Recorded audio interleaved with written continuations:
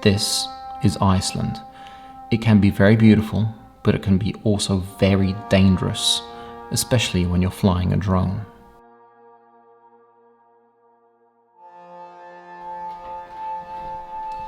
This is going to be my longest film ever, and it's a film that I was looking for and I couldn't find. It's about flying my drone or your drone in Iceland. There are loads of beautiful films showing beautiful footage, but I actually had no one tell me where to go, where to park my car, and where to fly my drone, what direction to look in, you know, all that stuff. So I'm going to do that today. I have, because this is a lot. It's windy, so stabilization is needed. You do need to stabilize your footage. It is very windy, and you're probably going to need to rotate it a little bit because my drone was just like, it wasn't like this, like that. That's how windy it is. Water, the sea is very rough, and the lakes are like glass. It's stunning. All of this footage is shot in manual in the Mavic 2 Pro, but you could no doubt do it with the Mini 2 if it's not too windy, and the Air 2. And whatever other big drones you have. The exposure changes every now and then, some of this footage, because the weather was just... Yes, we did miss quite a few places, but we'll probably be back in the film, and I'll do a second part for this. Be aware of dangers, the weather, sea, make sure you have good clothes, good shoes. A lot of people have died in various places that I'm going to show you. So just be careful, especially if you're flying a drone and you don't see a wave coming at you, or just be careful, it can get dangerous. Use AirMap and check for signs of no-fly zones. There are signs, they're not everywhere, so I might have missed one or two, sorry. This is not a history lesson, it is not a geography lesson, it's me telling you about flying drone in Iceland and my experience. I'm going to mispronounce names, obviously, and I will probably drop map coordinates below so that you can see where this all is. We are going to go through all of these. Let's start. This is the Sólheimasandur plane wreck, and I actually flew my drone here from the car park just to check it out. Now, it's a plane wreck, that's all it is. It's surrounded by nothingness. So we decided to walk there when I saw it was okay, and it looks like this. It's just seriously nothing. Flying a drone out there is beautiful because the perspective, the area is just so wide open. All you have is this beautiful one little silver spot in your frame. The sea is a little bit further away, and it is quite ferocious. Now, the plane itself is very old, it's very sharp in places, and you can cut yourself up quite seriously, so don't get on top of it unless you really want to, but I don't recommend it. Now, if we move further back a little bit, we go to Dyrhólaey Peninsula, which you can see on the far right hand side right now. So the Dyrhólaey Peninsula that you can see in front of you has actually got a big no-fly zone, so we decided to fly from here. There's a huge lake on one side. On the other side, you have the sea, which is very windy. It's very aggressive. So putting a drone up in the air this high, it's you're gonna have a bit of trouble. My drone was fighting it in sports mode. And if you want to park, you can park right here, which is also a great park for the Reynisfjara Beach. This is Reynisfjara Beach. It's very dangerous, so don't stand anywhere near the water because you have sneaker waves that will come out of nowhere and they're just going to pull you right in and quite probably kill you because the water is freezing and it is vicious. So stand somewhere where you can drone in peace and very safely. There are birds, seagulls everywhere. They were surrounding my drone, so that could be stressful for some people, and if you do see that, just back off. Now, the winds here are just as strong as they were in Dyrhólaey Peninsula, so be careful for that. This huge hill on the right hand side is absolutely stunning if you get up on it. It's quite high, so be wary of that, and if we do climb it, on the other side you're going to be able to see Vik Village, which is what we're going to go to next, and it should be visible just on your right now. So a short drive away from Reynisfjara Beach we have Vik Village, as you can see right here. It's also a black beach and it is very vicious. Be wary of the waves. There is a wave breaker, as you can see, but those things are quite strong. On the other side we have the Reynisfjara Beach, as we saw earlier, and we have these rocks. Now these rocks are beautiful and they could be a little bit stressful to get to for some people. I would be wary in all situations when flying in Iceland, especially on the south here, because the winds, they were just so strong that it was unbelievable. Going up here on this hill again, the weather changes almost instantly. It was sunny a second ago and now it's gone completely cloudy, very misty. And for some people that could be quite dangerous because you might not be able to see where you're going, especially if you're trying to get to these rocks here, which I'm not sure I'd recommend. They're quite a distance away. They sometimes get quite misty, so you could find yourself in a bit of trouble if you can't see where you're going. Now the rocks are stunning and I would say it's worth getting to them if you can. And if you can fly through them and you have those cojones, then do that as well. Now, what we're going to do is go to Fjaðrárgljúfur Canyon, which is also quite dangerous for a drone pilot. This is Fjaðrárgljúfur Canyon, and it's a stunning place and it's very difficult to maneuver around, especially if you want to get lower down. An actual park ranger came up to us and asked us if we're okay and to be very careful with our drones, because she said there are tons of drones down here that pilots have lost, so just be very wary when you're down there because it's very windy. If you get your drone down there and you can't see it, it's very possible it's going to hit something, so just be very, very careful of that. But if you do get down there, you're going to get some absolutely stunning views. And if you have a straight spot, you can fly through it like I've done here. Now, this is basically a hole in the ground. It's surrounded by a huge flat land. And we're going to go to that huge glacier you can see on the right-hand side there. This is Svínafellsjökull Glacier. And it is humongous. We thought for a minute that we might fly to the top of it, and that was just funny because we couldn't even get a third of the way up. It's absolutely stunning, especially for somebody who hasn't seen a glacier before. I've never seen one, so this blew my mind. It's very cold, but you do have a spot that you can park, and you can stand very close to the glacier indeed. Getting really low gives you a beautiful perspective, and if you turn around, you've got this lake. It's the actual view on the other side that sometimes looks incredible. I really do appreciate something like this. It looks almost like it's from Mars. It's got such a weird, such a smooth, it's the sand, it's stunning. Flying around here is really simple. You don't have many obstacles except for the glacier itself, so try not to hit that.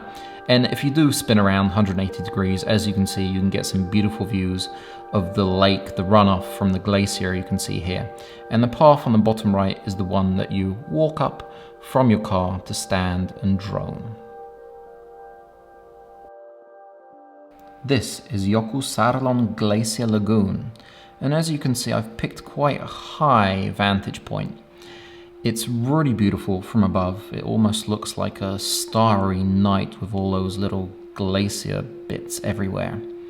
But you can also pick a slightly lower view on the beach, like my friend Łukasz did right here. And with a low view, you can get some beautiful kind of fly-through shots really close to the water, which are very stunning.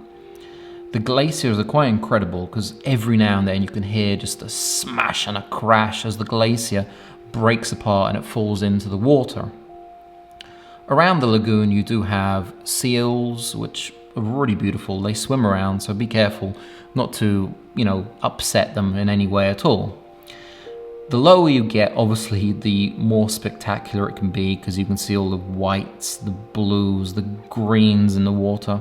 So I recommend getting really low and I recommend getting really high when you're around this lagoon. The lagoon has a runoff, as you can see on the left-hand side, into Diamond Beach. Now, Diamond Beach is basically bits of glaciers that fall into the water and they get pushed back and they turn into this kind of see-through diamond looking like stones, which can be quite huge.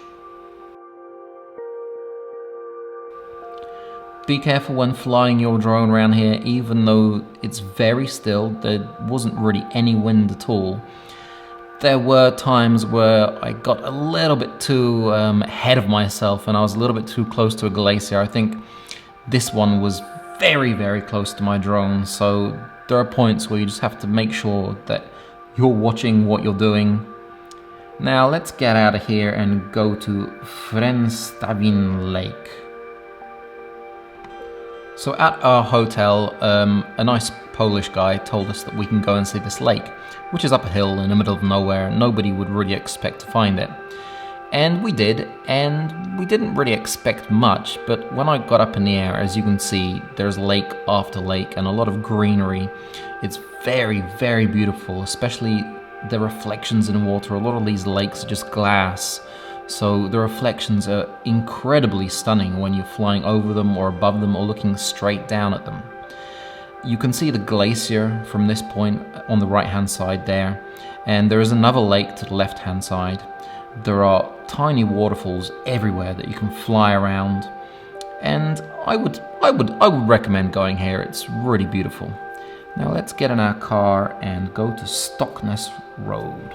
If you know who Peter McKinnon and Matti Hoppe are, then you'll recognize this road, Stokksnes Road. It looks like this, and it's a road that's surrounded by mountains, by lakes, by hairy mounds, and it costs about €20 to get on, so it's very expensive. I decided to film from the car park, which the owner didn't like too much, so he shouted at me, and luckily I'd filming for already half an hour, so I got my drone down, and that's what this footage looks like. Now, it looks very different during the day and very different during the evening, so I'd recommend trying both out if you can. As you can see, the blacks, the darks really come out. At the end of the road, you have an old American army base, and if you spin around 180 degrees, there is an old Viking village, which apparently was made for a film. You can see it on the right-hand side there, which was never used, and apparently it's in bad state. If we fly up this mountain, you've got the view of the lake behind it, and it's quite stunning up here, but the weather gets very windy and very bad. The car park you can see there is right where we parked our car, next to the cafe. This is Teigarhorn rest stop. It's absolutely stunning. It's surrounded by mountains all the way down from the sea. There are beautiful black houses that are so photogenic, and there was hardly any wind at all, so the sea was very calm in this area. There are large flats all around and beautiful rocks that come up to the sea. They're extremely photogenic, so taking photos or filming them it's really beautiful. The green flats are stunning, but they're quite high up, so when you do fly up and over, you might not be able to see your drone, so be careful with that, just so you don't hit anything. You've got a sea view on the other side as well, and if we pull back, you can just see it's an absolutely stunning picture out there, so it's a place I recommend.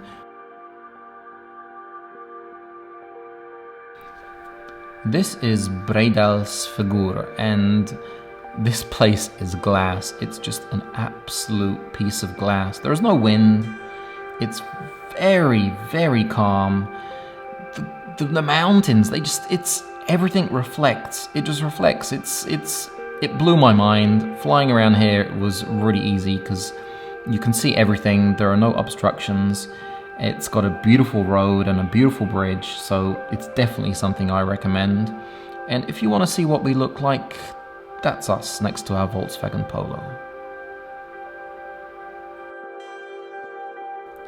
This is Lagarfljót Lake. And as you can see, when the sun is shining, it is stunning. It blew my mind how beautiful it is here, how saturated the colors are. And to get up here from the south, you have to drive up some fairly dangerous roads, especially in a Volkswagen Polo. But when you're up here, there's not too much wind. It's very easy to fly around because you can basically see everything. And we did some fun shots, especially with the car. We thought the bridge would be an excellent place to shoot the car. So I had Łukasz driving the car and I was flying back. And I've got to say, this next shot that I got here, I'm immensely proud of because this is a 100% manual shot. He's driving across the bridge. I'm flying backwards, spinning to the left, panning to the right. It was, I don't know how I did it, but I did. And this was quite a fun shot to get, I've got to tell you. And in the background there, you can see Hengifoss waterfall, and that's where we're going now. Hengifoss waterfall is very unique, as you can see. It has red rings surrounding it. And I flew this from maybe about a kilometer away because otherwise you have to walk all the way up. It was getting dark, we didn't have time, and it's quite easy to do, especially if you're using a Mini 2 or an Air 2, something with a good connection. My Mini 1 would have definitely lost connection by now. The Mavic 2 Pro here, as you can see, is doing a fantastic job capturing this, even with an ND filter on. I think I had an ND8 on from Freewell. It was getting dark, and I'm just blown away by how beautiful it is up there. So if you're looking for a waterfall up near the Lagarfljút lake, then this is definitely one I'd recommend, as well as the bridge. Flying is very easy, and I think now it's time to pull back and go to something you've all been waiting for, Stuðlagil Canyon. This is Stuðlagil Canyon, and it is the perfect place to crash your drone. It's the perfect place to slip and fall into the freezing cold water, so be careful. You walk down steps right there, you can see them, yep. Those are 43,948 steps. It will take you about 10 hours to walk down them, but when you do get down them, you're going to see this stunning view. Now, flying your drone like I am here around and in the canyon is ridiculously silly, ridiculously dangerous for your drone, because nothing's going to happen to you.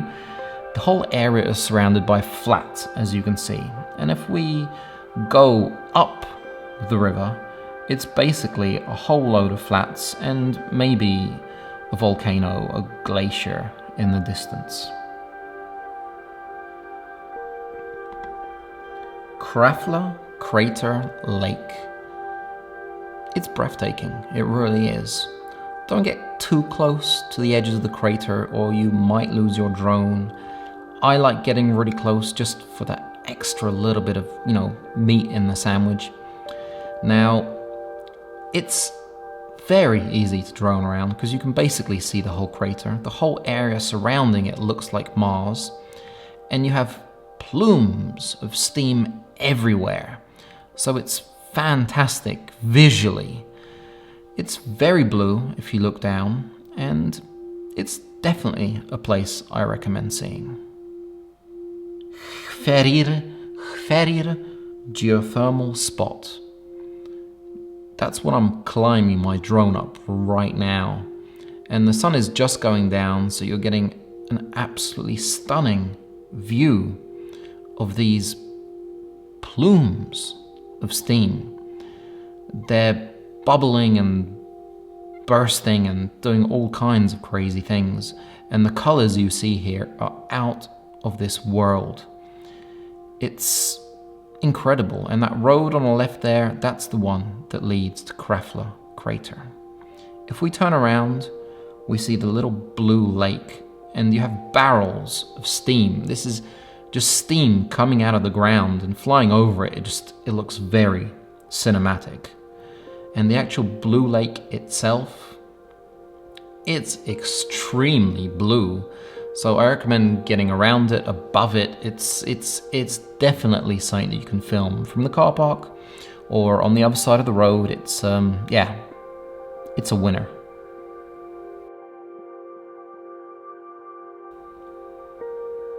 Hverfjall